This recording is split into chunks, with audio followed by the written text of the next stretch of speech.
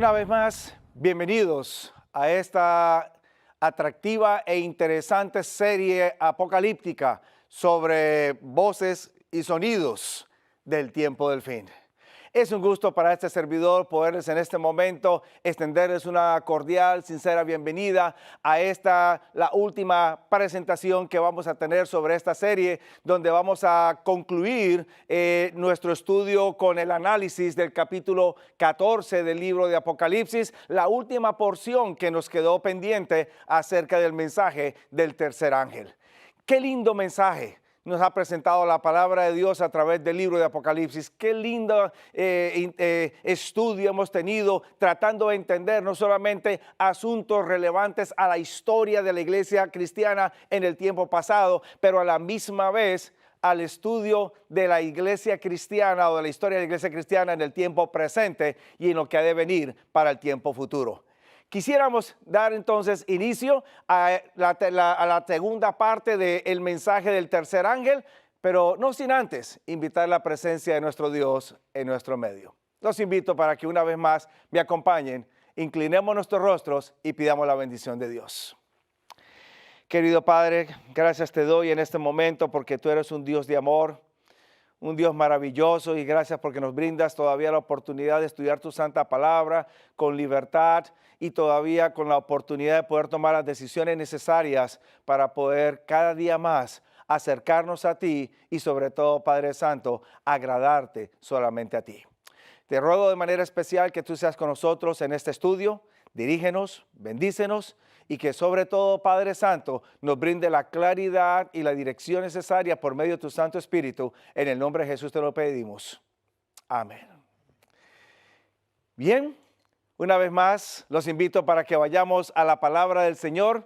Y allá mismo en este capítulo que ha sido central en nuestras últimas presentaciones, el capítulo 14 del libro de Apocalipsis, donde entonces vamos a analizar el contenido para el día de hoy. Una vez más, repasemos brevemente porque el capítulo 14 de Apocalipsis, usted se acordará, presenta un movimiento de escenas que se inician en el cielo, luego se trasladan aquí a la tierra y luego vuelven otra vez hacia el cielo. En nuestro estudio nos hemos enfocado de manera particular en las escenas que tienen que ver o son relevantes para lo que sucede aquí en la tierra. Y la mayor razón es porque lo que sucede aquí en la tierra es lo que permite que el pueblo de Dios después pueda también disfrutar de las bendiciones allá en el cielo. La palabra de Dios me dice a mí que el pueblo de Dios en este tiempo final ha de proclamar 3 mensajes preciosos, importantes, que a la misma vez tienen que ver con nuestro destino eterno. Son mensajes que también nos ayudan a pensar que tenemos que tomar una decisión que tiene que ver, cuyos resultados son de vida o muerte. El primer mensaje aparece allá en el versículo 7, donde Dios, una vez más, a través del ángel, nos manda a que temamos a Dios, a dar gloria a Dios y adorar al Creador. Analizamos esos verbos, analizamos ese mensaje y luego entonces continuamos con el segundo mensaje que aparece en el versículo 8 del capítulo 14, donde se nos menciona que Babilonia ha caído y la razón por su caída fue por haber dado vino adulterado a todas las naciones. Analizamos también la identidad de este sistema Babilonia, por qué tiene un vino adulterado que está dándole al mundo entero, etc. Y luego entonces, en nuestra última presentación, comenzamos analizando el mensaje del tercer ángel. Y en el mensaje del tercer ángel entonces encontramos una advertencia muy solemne de parte de Dios. Quizás usted puede haber leído toda la Biblia y no haber encontrado un mensaje más fuerte, pero a la misma vez más firme que el que usted encuentra aquí en el mensaje del tercer ángel, donde se nos advierte a no adorar a la bestia, a no adorar a la imagen de la bestia, ni tampoco recibir la marca de la bestia.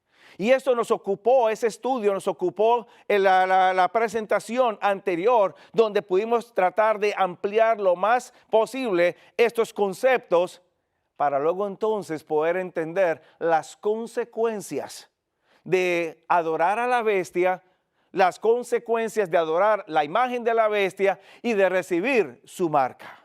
Y a esto entonces nos va a ocupar los próximos minutos aquí juntos, donde vamos a poder entonces ambos entender estas consecuencias y cuán relevantes son para este tiempo y para su vida y para mi vida. Mi querido amigo, la palabra de Dios me dice a mí que este sistema denominado bestia va a imponer una marca. Y solamente aquellos que tengan esa marca podrán comprar y vender. Los que no tengan esa marca, entonces serán objeto de persecución. Y como dice Apocalipsis capítulo 13, versículo 15, también serán objeto de un decreto de muerte. Ahora bien, entendimos que esa marca de la bestia, por los argumentos y evidencias bíblicas que presentamos la vez anterior, esa marca de la bestia representa un día de adoración que está en contraste con el verdadero día de adoración que se representa por medio del sello de Dios en Apocalipsis. Está el domingo en contraste con el sábado. Pero saben ustedes, además de recibir esa marca, y además de que esa marca representa un día de adoración, la palabra de Dios me hace otra conexión que yo quisiera que ustedes y yo tomásemos un poco de tiempo y la pudiésemos analizar para poder entenderla más claramente. Ya se mencionó algo al respecto en una conferencia o en una presentación anterior en esta serie. Quedó un tanto limitada, un tanto corta, y quiero entonces ampliarla en este momento. Esta marca de la bestia, además de ser presentada como una marca que se ha de colocar bien sea en la mano o bien sea en la frente, indicando entonces la actitud del individuo al aceptar principios y enseñanzas de este sistema denominado bestia, que ya fue identificado anteriormente. También el libro de Apocalipsis me conecta esta marca de la bestia con un número particular. Y quiero entonces, una vez más, invitarlo para que me acompañe aquí al monitor, a la pizarra, y podamos entonces brevemente analizar este número. Cuando usted va al capítulo 14 de Apocalipsis, usted va a encontrar en el capítulo 14 y en el versículo 11 que esta marca de la bestia me habla a mí de que es una marca de su nombre. Allá hacia el final del capítulo 14, versículo 11. Y el humo de su tormento asciende por los siglos de los siglos, y no tienen reposo día y noche los que adoran a la bestia y a su imagen, y el que toma la marca de su nombre. Ahora, yo quiero que usted haga una conexión bien interesante, porque cuando usted va de regreso al capítulo 13 del libro de Apocalipsis, usted va a encontrar que en el capítulo 13 me habla también de una marca y me habla también de un número. Y me dice a mí en el capítulo 13, versículo 17, para que no pudiese comprar o vender, sino el que tiene la marca del nombre de la bestia o el número de su nombre. Así que esta marca tiene que ver con número y a la misma vez tiene que ver con nombre. Dos cosas importantes. Ahora bien, empecemos con el primero, el nombre, y luego continuamos con el número. ¿Por qué esta marca se le llama la marca del nombre de la bestia o el número del nombre de la bestia? La razón es la siguiente, mi querido amigo. Cuando usted va a las Sagradas Escrituras, usted va a encontrar que los nombres en la Biblia no son dados simplemente para identificar a una persona de la otra. Los nombres en la Biblia son dados con un propósito especial, específico, y ese propósito es poder entonces presentar o describir el carácter de ese individuo. En algunas ocasiones los nombres eran dados cuando estos nacían para que entonces el niño reflejase ese carácter, y en otras ocasiones el nombre era cambiado porque había una transformación en el individuo que reflejaba un nuevo carácter. Ahora le voy a dar un ejemplo. Varios ejemplos para que usted note. En el Antiguo Testamento podemos ver varios casos. Tenemos el caso del patriarca Abraham.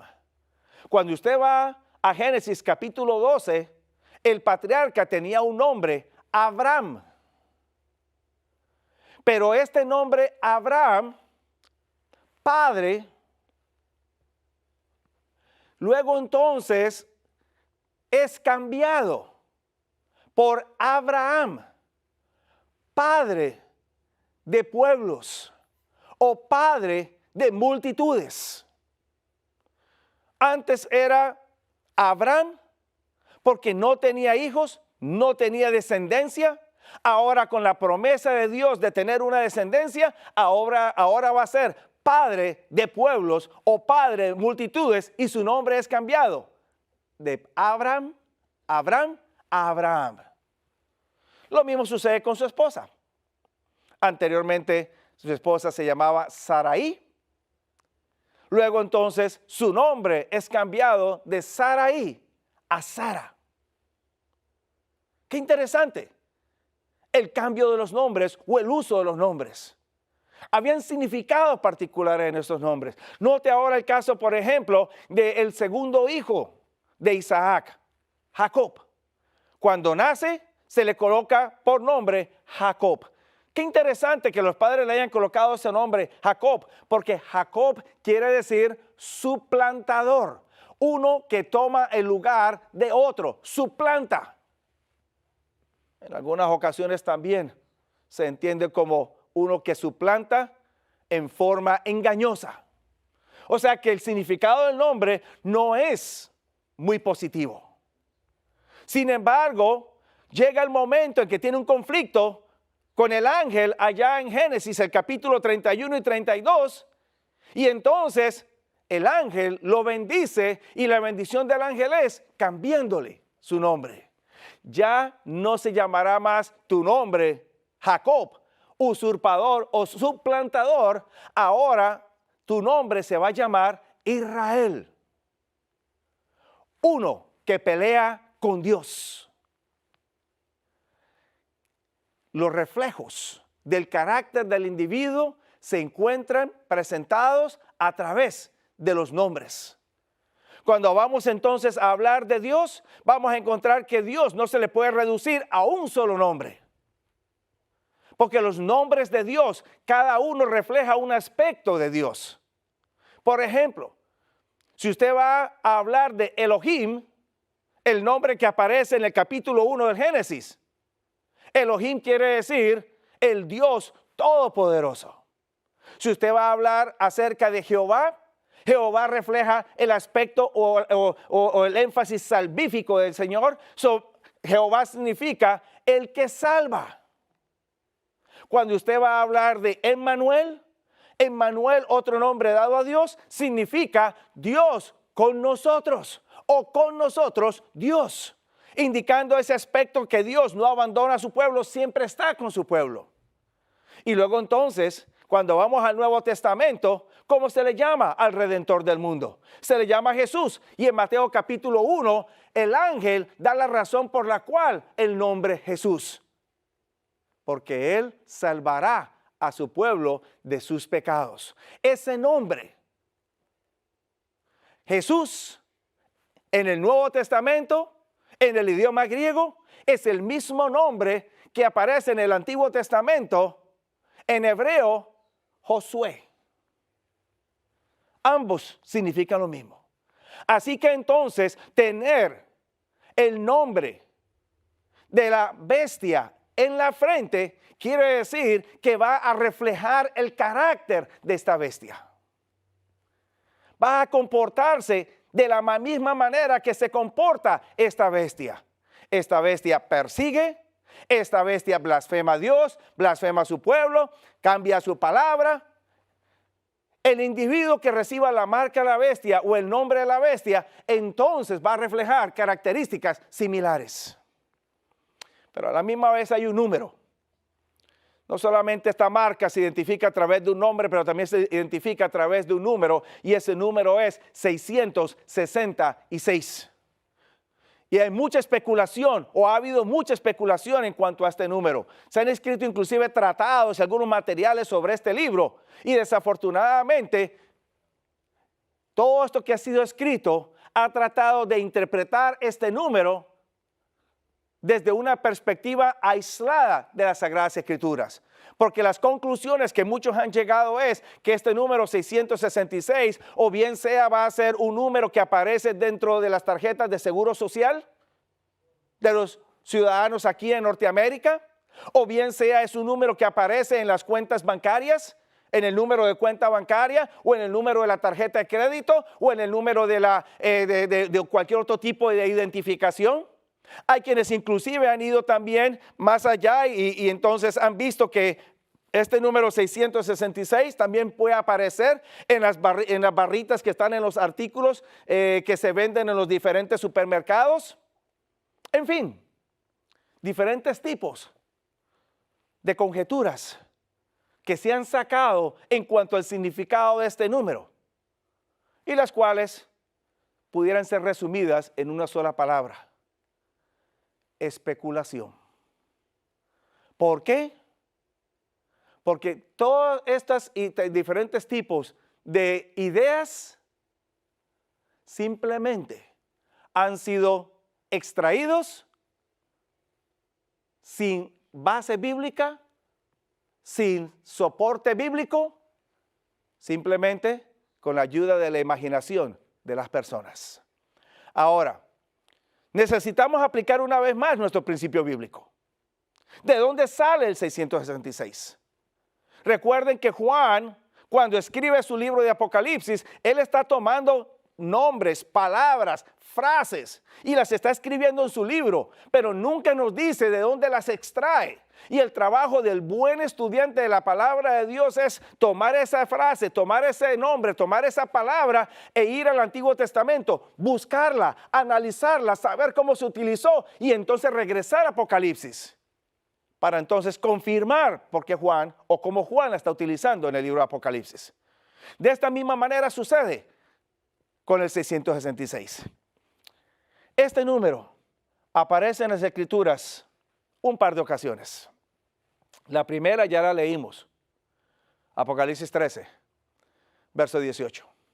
La segunda aparece allá en el capítulo 10, del libro de Primera de Reyes. Primera de Reyes, capítulo 10 y el versículo 14. Voy a leerlo brevemente para que juntos podamos tenerlo. Por favor, no pierdan el libro de Apocalipsis o el capítulo que estamos analizando en el libro de Apocalipsis. Vamos a regresar nuevamente. Vamos rápidamente a entender este 666 desde el marco bíblico del Antiguo Testamento para regresar luego al Nuevo Testamento, al libro de Apocalipsis. En el capítulo 10 de Primera de Reyes me dice a mí el versículo 14 que el peso del oro que Salomón tenía de renta, o sea que él recibía de ingreso cada año, era 666 talentos de oro. Ahora bien, ¿qué significa esto? Y la conexión. ¿Cómo puede estar conectado el 666 de Salomón con el 666 de la bestia? Ahí donde usted y yo vamos a necesitar utilizar los próximos minutos para poder entonces hacer la conexión. Nuevamente, recuerde, deje que Apocalipsis se interprete a sí mismo utilizando el resto de la Biblia. ¿Por qué Salomón recibía 666 talentos de oro. Usted necesita comenzar analizando la historia o la vida de Salomón. En Primera de Reyes, capítulo 3, me dice a mí la escritura que Salomón hacía algo extraordinario temprano en su juventud cuando recién había iniciado como rey de Israel. El capítulo 3 de Primera de Reyes, en el versículo 3 y el versículo 4, me dice a mí que Salomón amó a Jehová, andando en los estatutos de él, como lo hizo su padre David. Y tanto era el amor de Salomón a Jehová que el versículo 4 me dice que Salomón sacrificaba u ofrecía 1000 holocaustos al Señor.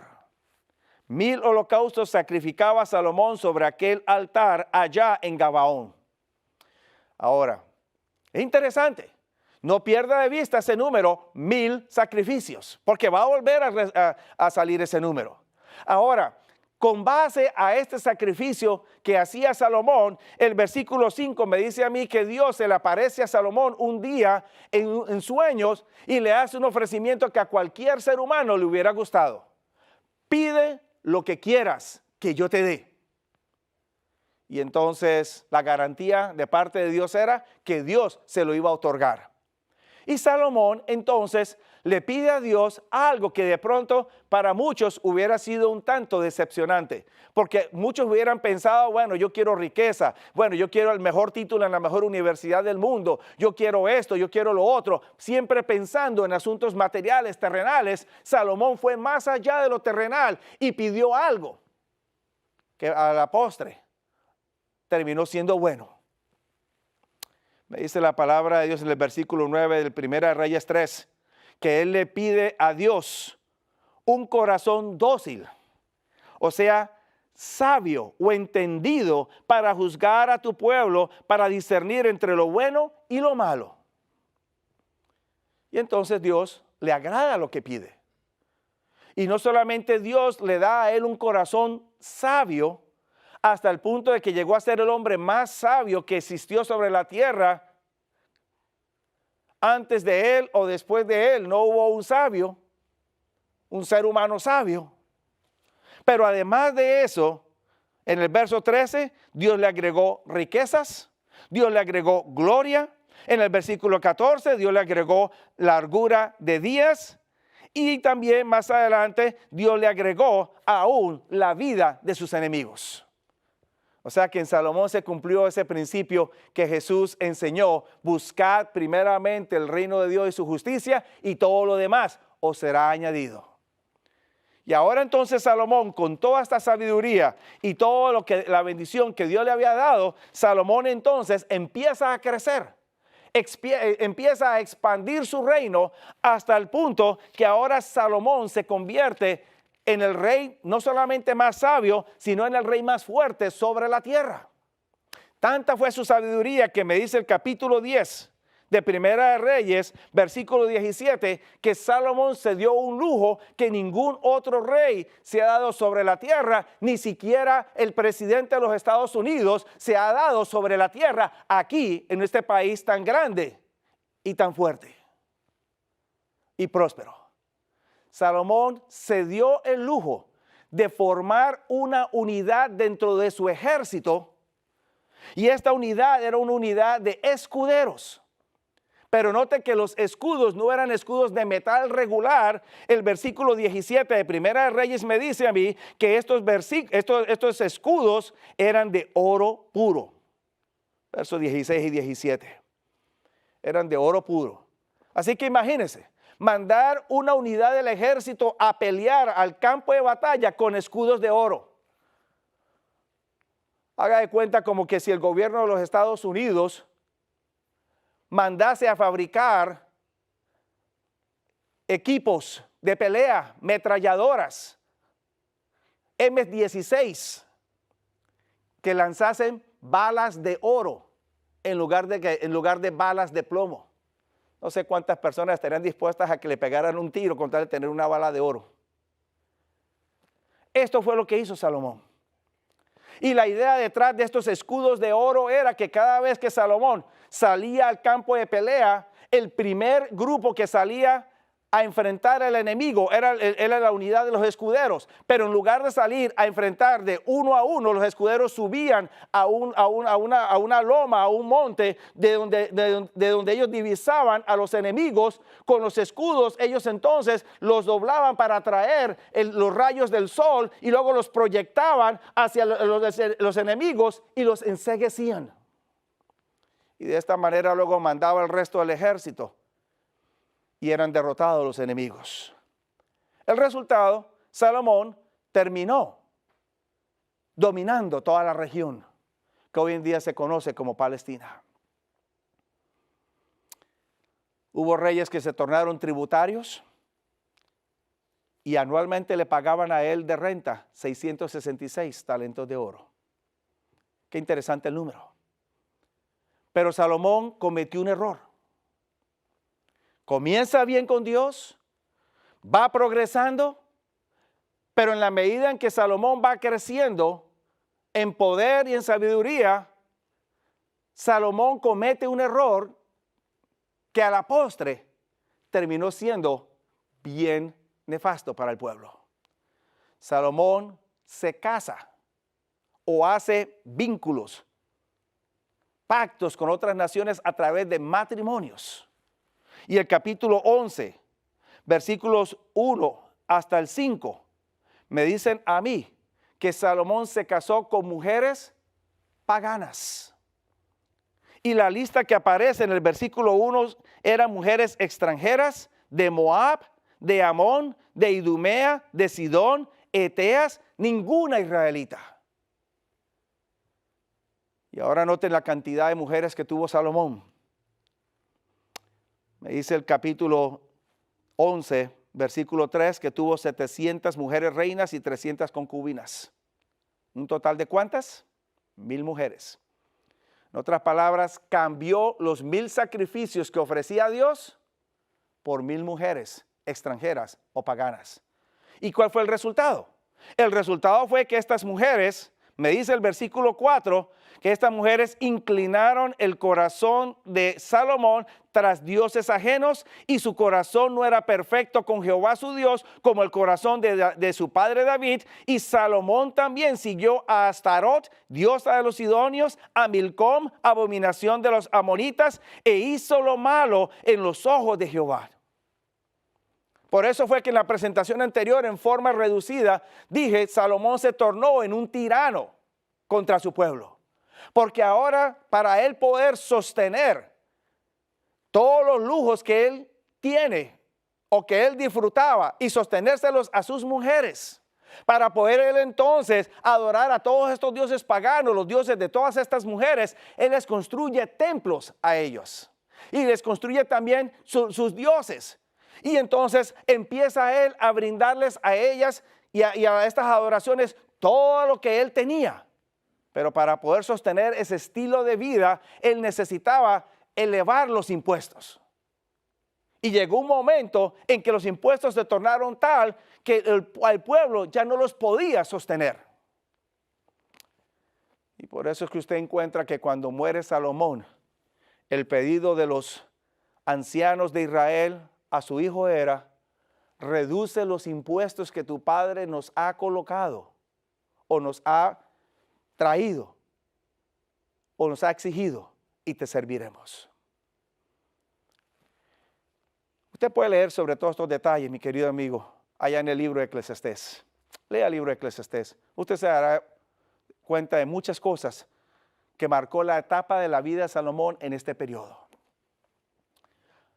Al final de su vida, me dice la palabra de Dios en Eclesiastés que Salomón, después de haber gastado tanto dinero en adoraciones falsas, haberse desviado y haber hecho tantas otras prácticas equivocadas, Salomón, ya viejo, y a pocos días de su muerte o poco tiempo antes de su muerte, Salomón mira atrás, se da cuenta de lo que ha hecho y entonces da un giro en su vida.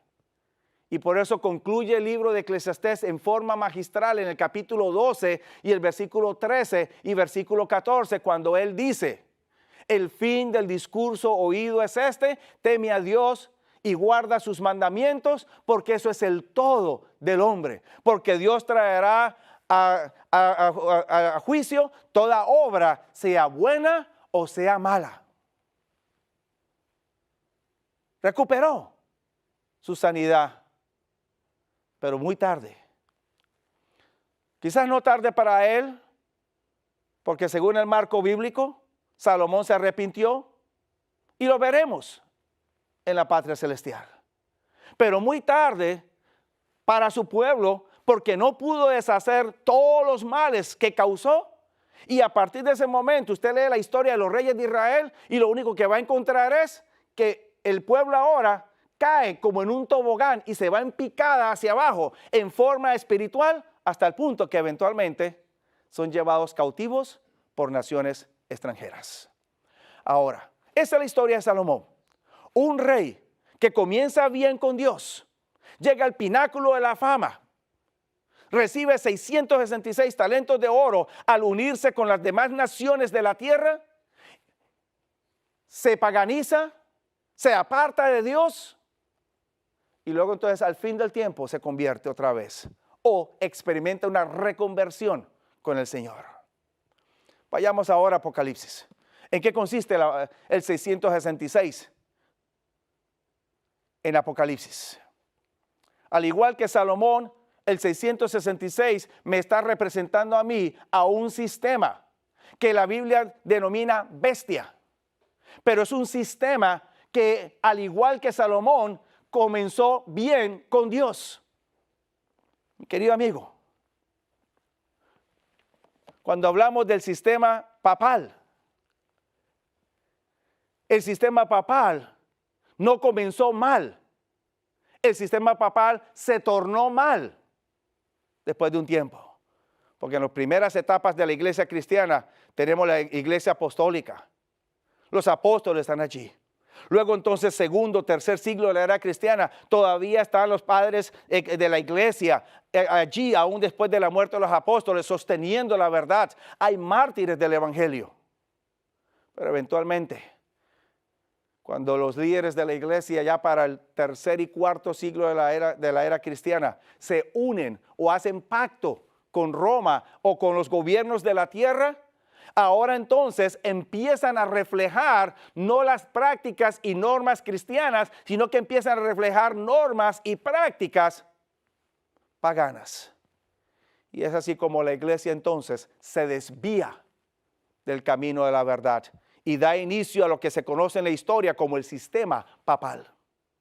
Un sistema que comienza bien, o al menos de una iglesia que comienza bien, pero que después se desvía, se corrompe. Y luego entonces me dice la historia que al igual que Salomón pasa un periodo donde este sistema papal, al igual que Salomón, se convierte en tirano, exigente contra su propio pueblo. Inclusive el sistema papal persigue a aquellos que no se ajustan a sus dictámenes, hasta el punto de que recibe una herida de muerte.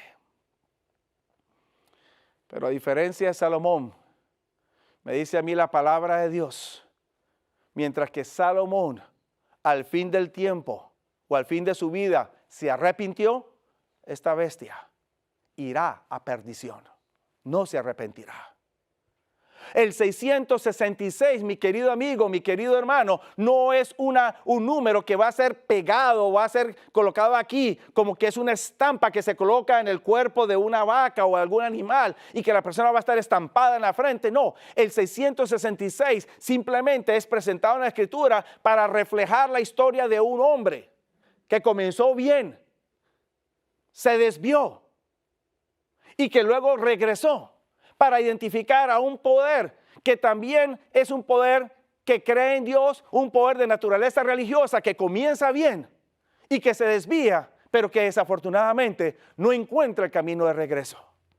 Y es por eso la advertencia contra la adoración a este sistema o el servicio a este sistema, porque este sistema no se arrepiente, no regresa, este sistema va a perdición. Y todos aquellos que siguen este sistema, que se unen a este sistema, también irán al mismo lugar. Ahora bien, amigo, posiblemente ya queda un poco más ampliado este asunto de la marca de la bestia, el nombre y el número de la bestia. Ahora vayamos a analizar las consecuencias de adorar a la bestia, a la imagen y de recibir la marca de la bestia. Me dice Apocalipsis 14, y lo invito a que una vez retorne más conmigo, que aquel que adore a la bestia, adore a la imagen y reciba la marca, beberá del vino de la ira de Dios, que ha sido derramado puro, sin mezcla, en la copa de su ira, y será atormentado en fuego o con fuego y azufre delante de los santos ángeles y delante del Cordero. Y el humo del tormento o de su tormento asciende por los siglos de los siglos, y no tienen reposo día y noche los que guardan, o los que adoran, a la bestia y a su imagen y reciben la marca de su nombre. Ahora, hay quienes han tomado esta expresión, que serán atormentados por los siglos de los siglos, para indicar que por toda la eternidad aquellos que se perdieron estarán siendo atormentados en un lugar de llama o con llamas. Algunos llaman infierno. Y que entonces por toda la eternidad estarán allí. Mientras los redimidos estarán en el cielo con el Señor, los impíos estarán en este lugar de tormento. Y este concepto ha generado en la mente de muchos, tanto en el tiempo presente como en los siglos anteriores, siglo XVII, siglo XVIII, siglo XIX, una idea negativa o un concepto negativo contra Dios. Porque ¿cómo es posible que un Dios de amor, un Padre tierno, un padre de amor, que habla de amor, de unidad, etcétera, etcétera, esté dispuesto a permitir que sus criaturas, por muy mal que se hayan portado, por toda la eternidad, estén siendo atormentados con llama de fuego? A veces ni el más cruel de los padres aquí en la tierra haría semejante cosa para con sus hijos. ¿Será eso posible? Entendamos algo, mi querido amigo. Esa expresión, para siempre jamás, o por los siglos de los siglos, o perpetuamente, esa expresión es muy significativa y usted tiene que entenderla o analizarla con el cuidado que le presta a usted el marco bíblico. Cuando usted va al Antiguo Testamento, usted va a encontrar en varias ocasiones la palabra eterno, eternidad, sempiterno, para siempre jamás. Todas esas frases o todas esas palabras son la traducción de esta palabra en hebreo, olam. La traducción de esa palabra, olam. Cuando viene al Nuevo Testamento, las mismas frases, eterno, eternidad, para siempre jamás, por los siglos de los siglos, etcétera, etcétera, es la misma traducción de esta palabra. Aionos, aion o aionos. Es la misma traducción. En otras palabras, tanto en el Antiguo como en el Nuevo Testamento, tanto el griego como el hebreo, ambos traducen igual y con el mismo sentido. Ahora entendamos el uso de estas palabras. Cuando usted va a la Escritura, mi querido amigo, y ahí es donde usted necesita aprender a manejar su Biblia. Y por eso le di algunos principios generales al inicio de esta serie de tópicos. Cuando usted vea estas palabras, no le aplique ideas personales o ideas actuales al texto bíblico. Recuerde que la Biblia fue escrita miles de años atrás y fue escrita en un marco oriental. Nosotros estamos viviendo miles de años más tarde en un marco occidental. Las palabras cambien de significado. O a veces el uso de las palabras cambien de significado. Eso lo experimentamos en inglés. Eso lo experimentamos en español. Lea el inglés de Shakespeare allá en los 1500, 1600 y lea el inglés de ahora. Lo va a encontrar diferente y a veces hasta el significado de las palabras es diferente. Tome usted el español, el castellano de allá de la época de España, cuando España empezó a querer conquistar y colonizar nuestras tierras, 1600, 1700, y lea algo en español hoy en día y va a encontrar lo mismo. Los idiomas evolucionan y cambian. Así que usted no puede aplicarle el significado actual de una palabra a lo que fue escrito siglos atrás. Lo que yo le sugiero a usted es, tome su concordancia, busque la palabra, rastréela a través del Antiguo Testamento, si es una palabra que está en el Antiguo Testamento. O rastréela a través del Nuevo Testamento, si es que aparece en el Nuevo Testamento. Mire cómo esa palabra se utiliza. ¿Qué significado entonces le va a brindar el uso de esa palabra? Cuando usted hace ese trabajo, usted va a encontrar dos cosas. El uso de olam y el uso de aion o aionos está sujeto a si aparece conectado con algo terrenal aquí en la tierra o si aparece conectado con algo celestial allá en el cielo. Y depende de la conexión, entonces así va a ser el significado. Ahora le voy a dar un par de ejemplos para que usted lo entienda. Vamos al Antiguo Testamento. Cuando usted habla de eterno, vaya por ejemplo al libro de Jonás, profeta Jonás, libro del profeta Jonás. Y le voy a leer allá en el capítulo 2 del libro de Jonás. Si usted está leyendo su Biblia, su versión antigua de la Biblia, aparece en el capítulo 2 y en el versículo 7. Si usted está leyendo una versión más moderna de la Biblia en español, capítulo 2, versículo 6. No sé el porqué de la diferencia en la división de versículos, el contenido no ha sido alterado, simplemente la división de los versículos. Se lo voy a leer para que usted se ubique conmigo.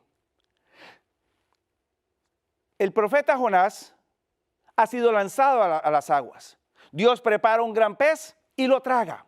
Estando él dentro del pez, Jonás ora a Dios. Y dentro de su oración expresa lo siguiente, versículo 7. Descendí a las raíces de los montes, o sea, abajo en lo profundo de la mar. La tierra echó sus cerraduras sobre mí. ¿Para cuándo? El texto bíblico dice allí, para siempre. Es la palabra olam. Él está utilizando la palabra olam. La tierra echó sus cerraduras sobre mí para olam. O sea, para siempre.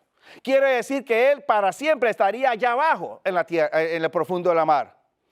Pero luego entonces él expresa, mas tú sacaste mi vida de la sepultura, oh Jehová, Dios mío.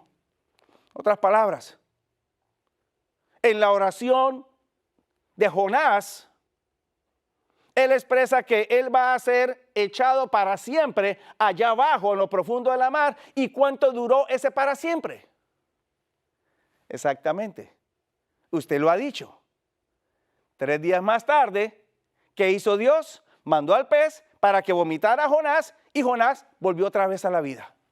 O volvió otra vez a resurgir. Así que ese para siempre de Jonás o ese olam de Jonás duró solamente 3 días. Porque luego fue vomitado nuevamente. Vamos captando la idea, ¿verdad? Ahora bien, cuando usted va al libro de los Salmos, usted va a encontrar que en varias ocasiones en el libro de los Salmos a Dios se lo representa como la roca de la eternidad. O a Dios se le presenta como que es algo eterno o es alguien eterno. Entonces, ¿es Dios eterno temporalmente, como lo fue en el caso de Jonás, o es Dios eterno permanentemente? La respuesta es obvia. Pero también cuando usted va a analizar allá en el Salmo 119, y lo invito para que rápidamente me acompañe. Salmo 119. Y entonces usted va a leer en el Salmo 119 las siguientes frases o textos. Versículo 142. Tu justicia es justicia eterna y tu ley la verdad. La justicia de Dios es ¿qué cosa? Es eterna. O sea, ¿dura para cuándo? ¿Solamente por un periodo de tiempo nada más? No, es para siempre, es eterna. Viene de principio y continúa por la eternidad. Ahora note usted en cuanto a los mandamientos de Dios. Versículo 152 del Salmo 119. Ya ha mucho que he entendido de tus mandamientos. Y dice allí, para siempre lo fundaste. Ahora bien, el término olam o para siempre está conectado con los mandamientos de Dios. ¿Un asunto celestial? No terrenal. Por lo tanto, los mandamientos no tienen duración temporal, los mandamientos tienen duración permanente, tanto en el Antiguo Testamento como en el Nuevo Testamento. Ahora vayamos al Nuevo Testamento y miremos cómo se utiliza también este término. Lo invito, mi querido amigo, para que me acompañe al libro de Judas. Esa cartita de Judas, una cartita de una sola página, nada más. Pero wow, qué contenido tan grande tiene esta carta de Judas. Es un solo capítulo, es una sola paginita. Así que lo refiero al versículo 7. Y al versículo, versículo 7. Me dice a mí, como Sodoma y Gomorra, y las ciudades comarcanas, las cuales de la misma manera que ellos habían fornicado y habían seguido la carne extraña, fueron puestas, por ejemplo, sufriendo el juicio del fuego eterno. La palabra Aión aparece allí. Entonces, en el Nuevo Testamento, Judas me dice que Sodoma y Gomorra sufrieron el castigo del fuego eterno. Ahora, si usted va a interpretar eterno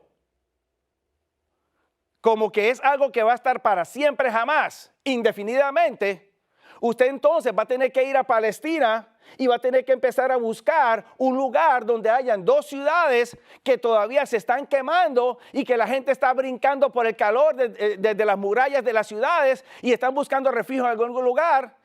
¿Y va a encontrar usted tal lugar hoy? Absolutamente. No lo hay. Luego, ese término eterno que está conectado con una ciudad terrenal y con seres terrenales, tiene solamente límite definido de tiempo.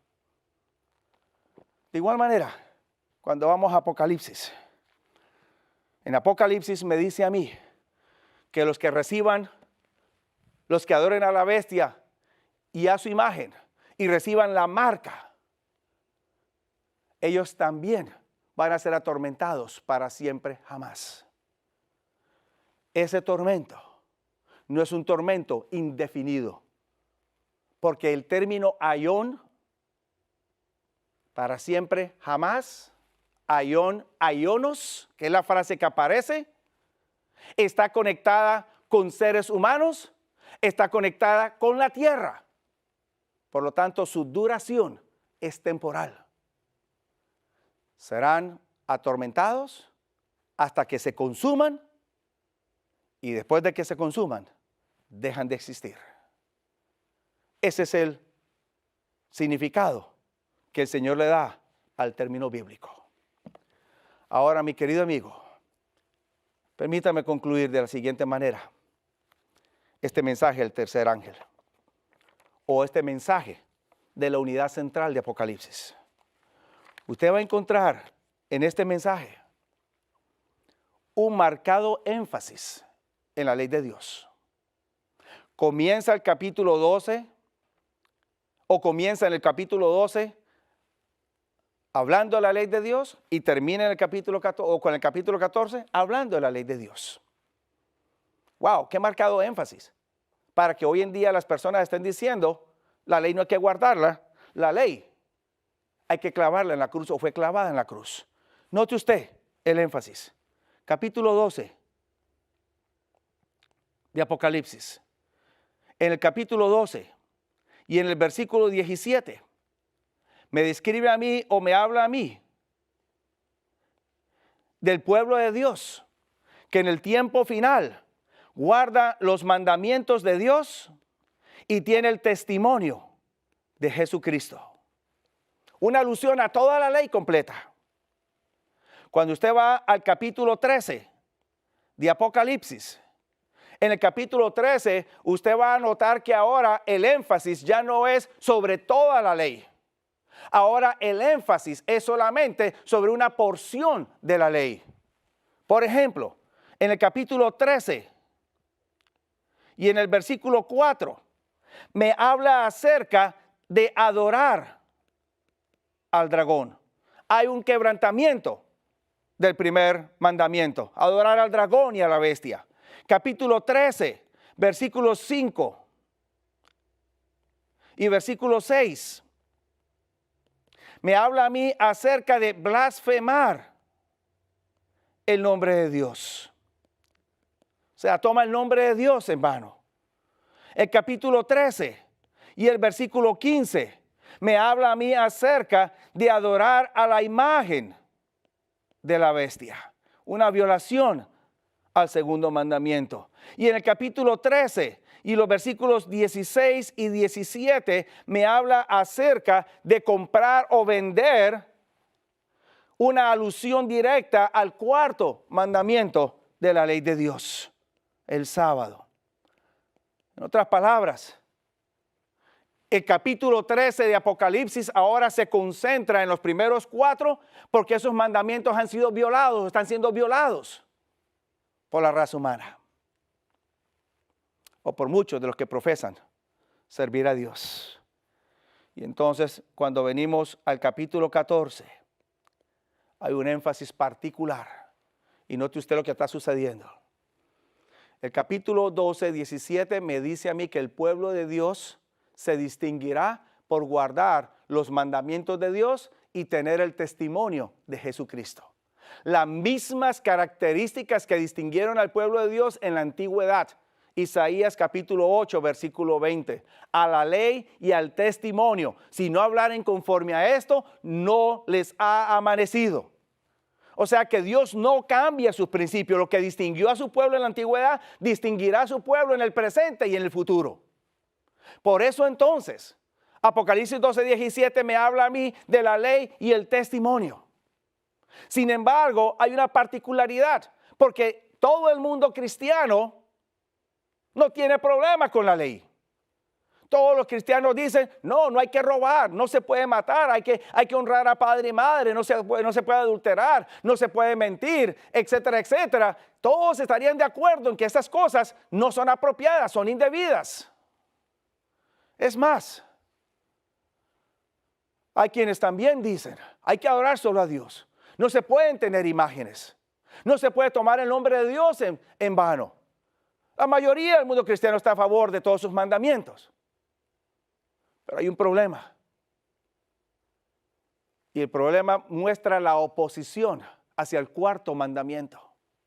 Ahí es donde el mundo cristiano, el catolicismo, el protestantismo, los evangélicos y las iglesias sin afiliación denominacional, todas 4 grupos de cristianos están o concurren con la misma idea que el cuarto mandamiento era para los judíos. No hay que guardarlo. El cuarto mandamiento ya no hay que obedecerlo. Ahora Dios establece un nuevo día de servicio. Y entonces por eso hay este énfasis en el libro de Apocalipsis, comenzando con la ley de Dios. Luego progresando al capítulo 13, donde se me menciona cómo la parte de la ley que tiene que ver con Dios es violada. Y luego cuando vamos al capítulo 14, encontramos allá en el capítulo 14 y en el versículo 7, que ahora el ángel una vez más hace énfasis de manera particular en el cuarto mandamiento, en la ley de Dios, cuando dice o invita al mundo a que hay que adorar a Dios. Pero noten la frase que utiliza: al que hizo los cielos, la tierra, la mar y la fuente de las aguas. está reflejando el lenguaje del libro del Éxodo, capítulo 20, versículo 11, el lenguaje del cuarto mandamiento de la ley de Dios. ¿Por qué razón entonces tanto énfasis? Porque este mandamiento ha sido olvidado. Este mandamiento ha sido dejado a un lado y se enseña como que no es importante ni necesario. Luego entonces, Apocalipsis cierra estos mensajes de los 3 ángeles en el capítulo 14 y en el versículo 12, volviendo a describir al pueblo de Dios. Me dice el capítulo 14, versículo 12. Aquí está la paciencia de los santos, los que están guardando los mandamientos de Dios y la fe de Jesús. Mi querido amigo, el pueblo de Dios en estos tiempos finales es un pueblo balanceado. Me dice Apocalipsis 12 que el pueblo de Dios guarda los mandamientos de Dios y tiene el testimonio de Jesús. Pero cuando vamos a Apocalipsis 14 y el versículo 12, me dice que el pueblo de Dios guarda los mandamientos de Dios y tienen la fe de Jesús. Un balance apropiado. Y un balance que presenta o describe apropiadamente al pueblo de Dios en este tiempo final. ¿Por qué razón? Porque el pueblo de Dios no es un pueblo legalista. El pueblo de Dios tiene la fe de Jesús y como tiene la fe de Jesús, no es un pueblo legalista. Observar la ley de Dios no es legalismo. Observar la ley de Dios muestra fidelidad a nuestro Dios. O de lo contrario, ¿por qué cayó Adán? Si no fue por violar la ley de Dios. De igual manera que el pueblo de Dios no es legalista porque tiene la fe de Jesús, el pueblo de Dios tampoco clava la ley en la cruz porque éste guarda los mandamientos de Dios. En otras palabras, la fe se muestra genuina cuando ésta obra a través de la observancia de los principios de Dios.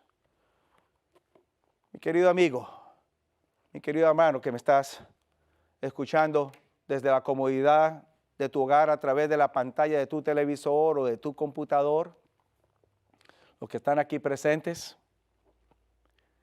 el Señor desea que usted también sea un creyente balanceado, que guarde sus mandamientos y tenga la fe de Jesús. ¿Desea usted ser ese tipo de cristiano? Dios te bendiga.